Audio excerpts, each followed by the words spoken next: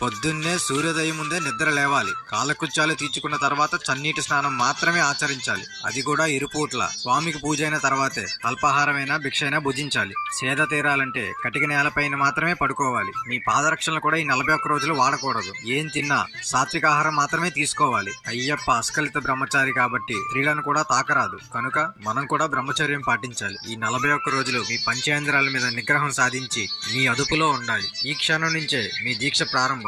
ఈ 41 రోజులు ఏ ఆటంకం రాకుండా మన దీక్ష కొనసాగాలని అయ్యప్పని వేడుకోండి. స్వామియే శరణమయ్యప్ప. డాడీ ఇంకింటికి వెళ్ళిపోవడమేనా? స్వామి ఈ రోజు నుంచి డాడీ అని పిలవకూడదు స్వామి. స్వామి అనే పిలవాలి సరదాగా. ఈ 41 రోజులు అలాగే పిలవాలి. స్వామి సరే స్వామి, ఇంక మనం ఇంటికి వెళ్ళిపోవడమేనా? ఉండండి స్వామి, కూర్చొని వెళ్దాం. ఒరే మోదే ఇలా రారా. స్వామి మీకు చెప్పారు కదా స్వామి, అందరినీ స్వామి అనే పిలవాలి సరదాగా. మధు స్వామి